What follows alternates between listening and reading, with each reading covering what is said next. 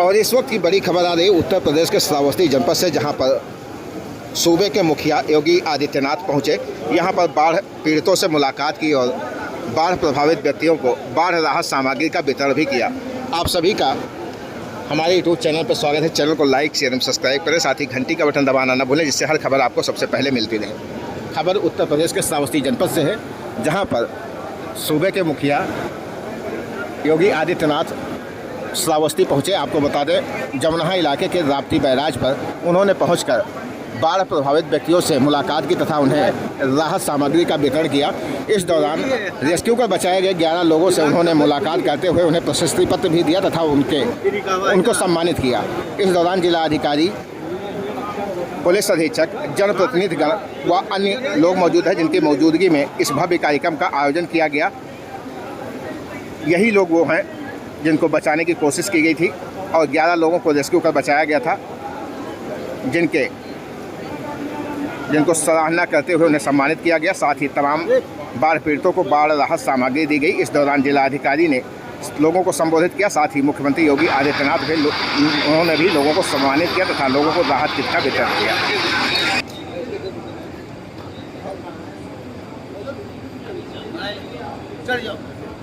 आपदा पीड़ितों को राहत सामग्री का वितरण करते हुए माननीय मुख्यमंत्री महोदय पुत्र छेदू,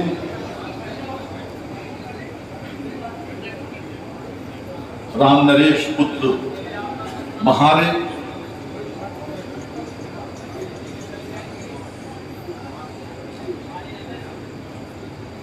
इस राहत सामग्री में आटा, चावल, दाल, मसाले, तेल, नमक, लाई, चना, गुड़, बिस्किट, साबुन, मोमबत्ती, तिरपाल, सहृदय माननीय मुख्यमंत्री महोदय स्वयं बाढ़ पीड़ितों से बात कर रहे हैं, राहत सामग्री वितरित कर रहे हैं। हम सबके अभिभावक उत्तर प्रदेश के माननीय मुख्यमंत्री महोदय मंच पर आ रहे हैं। दिनांक 6 जुलाई 2000 अतिवृष्टि एवं नेपाल के अत्यधिक पानी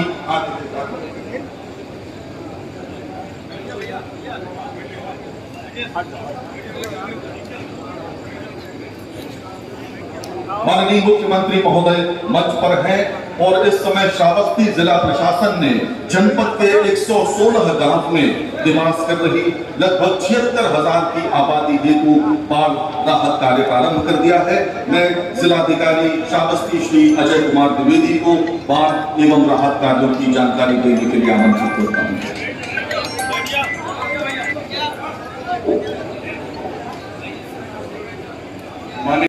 उत्तर प्रदेश जिला पंचायत अध्यक्ष माननीय गंधर मिश्रा जी, माननीय विधायक श्रावस्ती सिंह महोदय, माननीय जल शक्ति मंत्री महोदय, सीएम के कार्यक्रम में खबर बना रहा हूँ, रखिएगा। कार्यक्रम में स्वागत है। मैं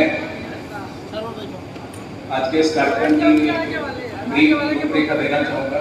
माननीय मुख्यमंत्री जी के निर्देशानुसार एवं मार्गदर्शन में जनपद श्रावस्ती में बाढ़ राहत कार्यों को त्वरित गति से निष्पादित किया जा रहा है और शासन द्वारा माननीय मुख्यमंत्री द्वारा लगातार यहाँ की परिस्थितियों पर नजर रखी जा रही है।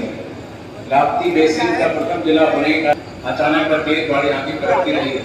इस बार भी 6 जुलाई 24 को नेपाल क्षेत्र व समुद्र क्षेत्र में लगातार बारिश होने के कारण नदी का जलस्तर खतरे के निशान से 1.9 मीटर ऊपर चला गया था, जिससे क्रमशः 116 गांव लगभग 76,000 आबादी बाढ़ से प्रभावित हो गई थी।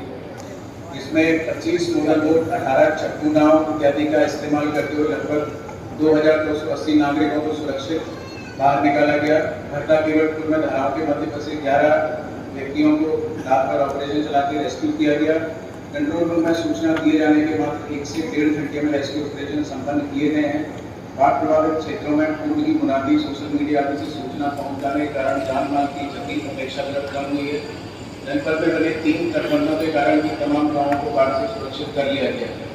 इस बाढ़ के दौरान करीब 7,350 लंच पैकेट प्रभावित व्यक्तियों को दिए गए हैं। 700 राशन किट आतिथ्य बढ़ चुकी है, 300 किट आज वितरित की जा रही है। तो आतिथ्य लगभग 1000 किट का वितरण हो जाएगा। जनपद में 19 बाढ़ चौकी बनाई गई है, जहाँ पर मेडिकल टीम और पशु चिकित्सक तैनात हैं। स्वास्थ्य टीम ने 3286 नागरिकों का उपचार किया है। 6500 ORS पैकेट वितरण, लगभग 14,000 क्लोरीन टैबलेट। पशु चिकित्सा अधिकारियों ने 344 निराश्रित गोवंश व अन्य पशुओं का उपचार किया है। 1600 निराश्रित गोवंश एवं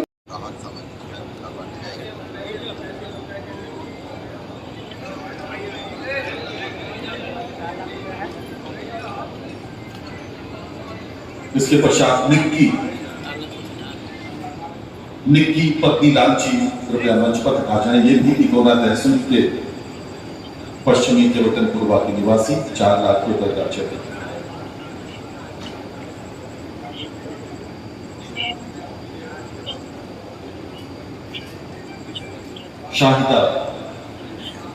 शाहिदा मंच पर आए। पत्नी मोहरे, इनकी बेटी जैनब वो डूब गई थी दुर्भाग्य से। धान के पौधारोपण के लिए इनकी बेटी जा रही थी। सायरा कृपया आ जाएं। इनकी भी बेटी धान रोपाई के लिए जाते समय असामयिक रूप से टूटी। धन्यवाद मुख्यमंत्री महोदय। दिनांक 6 जुलाई को राप्ती नदी में आई बाढ़ के 11 श्रमिक फंस गए थे और जलस्तर बढ़ने के कारण इसके सबब जीवन का संकट उत्पन्न हो गया। शानदार आपदा प्रबंधन का परिचय देते हुए जिला प्रशासन ने फ्लड पीएसी की मदद से देर रात तक रेस्क्यू ऑपरेशन चलाया और आज कुछ महानुभावों का सम्मान हो रहा है। सबसे पहले श्रीमती रेखा देवी कृपया सामने आए। रेखा देवी ने 11 फंसे हुए श्रमिकों में से एक है रेखा देवी।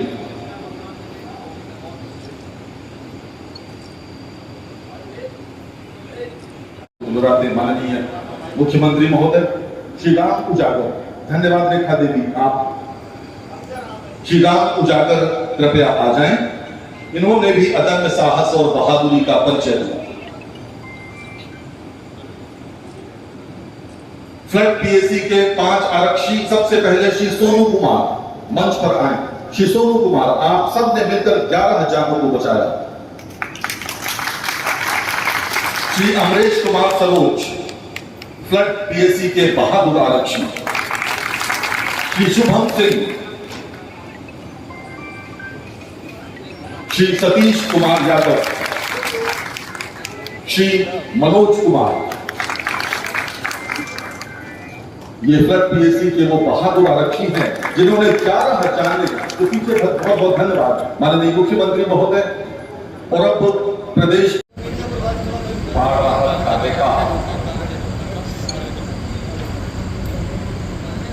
निरीक्षण में मेरे साथ यहाँ पर उपस्थित प्रदेश सरकार के जल शक्ति मंत्री श्री स्वतंत्र देव सिंह जी, विधान परिषद के माननीय सदस्य श्री पदम सेन चौधरी जी, डॉक्टर प्रज्ञा त्रिपाठी जी, माननीय विधायक श्रावस्ती श्री रामचरण पांडे जी, जिला पंचायत अध्यक्ष श्रावस्ती श्री दत्तन मिश्रा जी, जिला पंचायत अध्यक्ष श्रावस्ती श्री उदय प्रकाश त्रिपाठी जी, जिला अध्यक्ष बीजेपी उदय प्रकाश त्रिपाठी जी। आज के इस कार्यक्रम में यहाँ पर उपस्थित सभी बाढ़ से संबंधित पीड़ित परिवार के सभी उपस्थित बहनों और भाइयों, अन्य महानुभाव, 6 और 7 जुलाई को अचानक नेपाल के अंदर और उत्तराखंड के अंदर भारी बरसात के कारण जल प्लावन की एक स्थिति पैदा हुई। पहली बार जुलाई प्रथम सप्ताह में बाढ़ देखने को मिली। अक्सर इस क्षेत्र में बाढ़ और राप्ती नदी में और सरयू जी में बाढ़ अगस्त के अंत तक या सितंबर तक देखने को मिलती थी। इस बार ये बाढ़ पहली बार जुलाई प्रथम सप्ताह में देखने को मिलती है और स्वाभाविक रूप से इससे न केवल तैयारियां प्रभावित हुई बल्कि लोग भी जो नदी के किनारे रहते हैं उन लोगों के सामने भी तमाम संकट खड़े हो गए। लेकिन विपरीत परिस्थितियों में भी धैर्य होकर के कार्य करना, जैसे आपने देखा होगा 11 लोग एक टापू में फंस गए थे। अचानक राप्ती नदी में पानी आ गया और धैर्य खोए बगैर महिला और बच्चों की 11 लोगों की वो टोली अपने मोबाइल फोन का इस्तेमाल करके 118 पर उन्होंने फोन कॉल किया, डायल 100 को कॉल किया और फिर पुलिस की टीम वहां पहुंचती है। पीएसी के बहादुर जवानों ने उन 11 के 11 लोगों को, जिनमें 5 बच्चे थे, 6 महिलाएं थी, उन सबको सुरक्षित वहां से निकाल करके आज आपके सामने देखा होगा कि जिस महिला ने सूचना दी उसको और उनके साथ एक पुरुष थे, उनको हमने सम्मानित किया और पीएसी के उन जवानों को जिन्होंने अंधेरे में स्वयं की परवाह के बगैर उन 11 लोगों की जान बचाने में अपना योगदान किया, उन सबको भी हमने यहाँ पे भी प्रमाण पत्र दिया है और उन सभी जवानों को भी इस पूरे अभियान के साथ जुड़े हुए जो भी जवान थे उनको एक स्पेशल हम लोग इनाम भी देंगे। साथ साथ जिस महिला ने और उनके साथ जिस पुरुष ने इसको बचाने में योगदान दिया है उनके लिए भी नगद पुरस्कार की घोषणा अलग से उनको करेंगे। सरकार की पहले से ही व्यवस्था है। हम लोग जब 2017 में सरकार में आए थे तो हम लोगों ने एक व्यवस्था बनाई थी कि आपदा के कारण अगर कहीं कोई जनहानि होती है उस परिवार को तत्काल 4 लाख रुपए की सहायता प्राप्त हो जाए। मानव वन्य जीव संघर्ष में अगर किसी कोई जनहानि होती है तो वहां पर भी 4 लाख की सहायता दी जाए। कहीं सर्पदंश से किसी व्यक्ति की मृत्यु होती है उस परिवार को भी सहायता के रूप में ये राशि उपलब्ध करा दी जाए।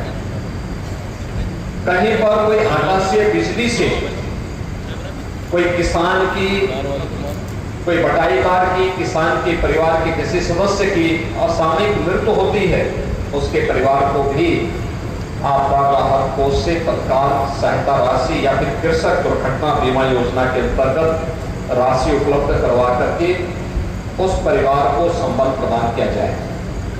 और आज यहाँ पर 4 ऐसे परिवार जिन्होंने अचानक आई बाढ़ के कारण अपने परिवारजनों को खोया है उनको भी 4-4 लाख रुपए की सहायता यहाँ पर प्रदान की गई है। उन सभी पीड़ित परिवारों के प्रति मेरी संवेदना है, राज्य सरकार की पूरी संवेदना है, केंद्र सरकार की पूरी संवेदना है। बाढ़ बचाव के लिए सरकार के द्वारा प्रयास किए गए हैं, लेकिन जहां पर नदी की क्षमता केवल 30,000 क्यूसेक वाटर की को वहन करने की हो, अगर अचानक 3 लाख क्यूसेक वाटर उसमें आ जाए तो स्वाभाविक रूप से सारी तैयारियां धरी की धरी रह जाती।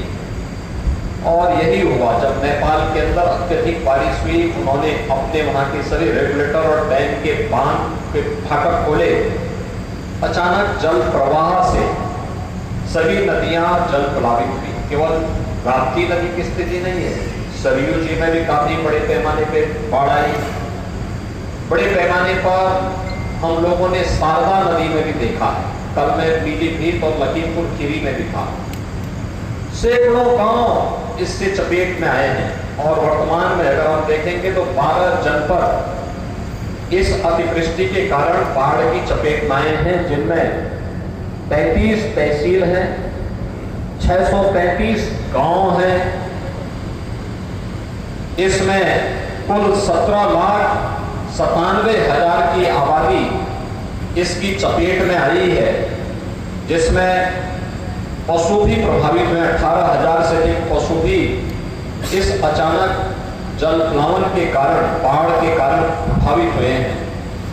1,45,000 से अधिक कृषि भूमि भी इसकी चपेट में आई है।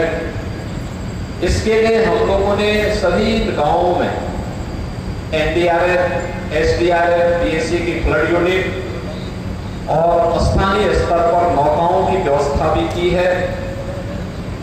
एक व्यवस्था की गई है कि जगह जगह बाढ़ चौकियां स्थापित हों, जो समय समय पर सूचनाएं भी देते रहे। और इसके लिए पूरे प्रदेश भर में अगर हम देखेंगे तो 1033 से अधिक बाढ़ चौकियां स्थापित की गई हैं, जिनके माध्यम से इन सभी 923 बाढ़ चौकियों की स्थापना की गई है। और जहां पे बाढ़ पीड़ितों को रखा जाना है, 1033 ऐसे स्थान हैं जहां पे शरणालय बना करके बाढ़ पीड़ित के घर में पानी भर गया या उस किसी को रेस्क्यू करके लेके आना है, तो उनके लिए भी व्यवस्था की गई है। इसके साथ साथ यहाँ पर उन सभी क्षेत्रों में अन्य तमाम प्रकार की सुविधाएं उपलब्ध करवाने का कार्य हो रहा है। अगर हम लोग श्रावस्ती की बात करें तो श्रावस्ती में जो बाढ़ से प्रभावित क्षेत्र हैं, 116 गांव पूरी तरह या आंशिक रूप से बाढ़ से प्रभावित हुए हैं। 15 गांवों में कटान की स्थिति है। 76,000 की आबादी इससे प्रभावित हुई है। 23,500 से अधिक कृषि भूमि बाढ़ की चपेट में आई है। यहाँ पर बचाव और राहत कार्य के लिए एनडीआरएफ, पीएसी के फ्लड यूनिट और एसडीआरएफ को भी लगाया गया है, जिसमें मोटर बोट के साथ में वहां पर अन्य बचाव के कार्य कर रहे हैं। नौकाओं की व्यवस्था भी की गई है। इसके साथ ही यहाँ पे 4 जनहानि जनपद में हुई है। इसके अतिरिक्त यहाँ पर प्रदेश सरकार ने पहले से व्यवस्था की है कि जो भी व्यक्ति इन बाढ़ की चपेट में, जो गांव मैरुंड होते हैं, बाढ़ की चपेट में आते हैं, उनके लिए राहत पैकेट की व्यवस्था, जिसमें से कुछ राहत पैकेट अभी आपके सामने हम लोगों ने वितरित किए हैं। जिसमें पहले पैकेट में 5 किलो लाई है, 2 किलो इसमें भुना चना है, 1 किलो गुड़ है, 10 पैकेट बिस्किट है, 1 माचिस की पैकेट है, 1 पैकेट मोमबत्ती है, नहाने के साबुन है, 20 लीटर का एक पानी के लिए जैरकिन है और तिरपाल भी उन्हें प्रदान किया जा रहा है। दूसरे पैकेट में है 10 किलो आटा, 10 किलो चावल, 2 किलो अरहर की दाल, 10 किलो आलू, 2 हल्दी, मिर्च मसाला और 1 लीटर सरसों के तेल के साथ ही नमक आदि भी उसके साथ उन्हें उपलब्ध करवाने का कार्य सरकार के द्वारा आपदा राहत निधि से उन्हें उपलब्ध करवाने का कार्य किया जा रहा है। हमने प्रशासन को पहले ही कहा है कि हमें पूरे बरसात पर यानी अक्टूबर तक की व्यवस्था पहले से बना के रखनी होगी, क्योंकि इस बार औसत से अधिक बरसात होने की संभावना है। इसके लिए हमारी तैयारी होनी चाहिए, जिससे कोई भी व्यक्ति भूखा न रहने पाए। जहां शरणालय बनाए गए हैं वहां भोजन की व्यवस्था, दोनों समय भोजन मिले, इसकी व्यवस्था हम सुनिश्चित कर लें। जहां पर लोग गांव के अंदर सुरक्षित हैं लेकिन पानी से घिरा हुआ है, उन्हें हर 15-15 दिन में इतना राहत की सामग्री उपलब्ध करवाते रहें, जिससे परिवार भरपेट भोजन पा करके आराम से अपने को वहां पर गांव में सुरक्षित कर ले। नदी कटान की दृष्टि जो क्षेत्र है वहां पर जो भी तैयारी होनी है, बरसात के समय जल भराव के कारण एंटी स्नेक वेनम यानी सांप के काटने पर वैक्सीन देने के लिए कुत्ता या किसी जानवर के काटने से रेबीज का खतरा होता है तो एंटी रेबीज के वैक्सीन भी उपलब्ध करवाने के लिए कहा गया है और सभी ऐसे CSC में उपलब्ध करवाने की तैयारी के साथ सरकार कार्य कर रही है। हर गांव में नौकाओं की व्यवस्था हो इसके लिए भी निर्देश भी दिए गए हैं। बचाव और राहत कार्य युद्ध स्तर पर होना चाहिए और समय पे राहत के कार्य सभी को प्राप्त होने चाहिए। इसके लिए सरकार पूरी तत्परता के साथ कार्य कर रही है। आज मैं श्रावस्ती और बलरामपुर जनपद के भ्रमण में इसीलिए आया हूँ। मैंने अभी उन परिवारों से मुलाकात की जो लोग सुरक्षित 6 और 7 जुलाई की रात्रि को PSC की फ्लड यूनिट के द्वारा निकाले गए। उन लोगों को सर्टिफिकेट भी यहाँ मैंने वितरित किया है। इसके अलावा राहत और बचाव के कार्य को युद्ध स्तर पर आगे बढ़ाने के लिए प्रशासन को निर्देशित किया गया है। जनप्रतिनिधिगण भी युद्ध स्तर पर बचाव राहत के कार्य से जुटे हुए हैं और मुझे पूरा विश्वास है कि समयबद्ध तरीके से किए गए प्रयासों का परिणाम सामने आएगा और पीड़ित के गांवों पर मलहम लगाने में प्रशासन स्थानीय जनप्रतिनिधियों की मदद से सफल होगा। आज के इस अवसर पर एक बार फिर से सभी पीड़ितों के प्रति मेरी संवेदना है और मैं उन्हें इस बात के लिए आश्वस्त करता हूं कि सरकार हर संकट में उनके साथ खड़ी होकर के उन्हें हर संभव मदद देगी। हम सब मां पाटेश्वरी से ही प्रार्थना करते हैं कि वे इस क्षेत्र में इस प्रकार की आपदा से अस्थायी राहत लेकर के यहाँ के लोगों को संबल प्रदान करें। आप सबके प्रति मेरी शुभकामनाएं हैं। धन्यवाद। जय हिंद।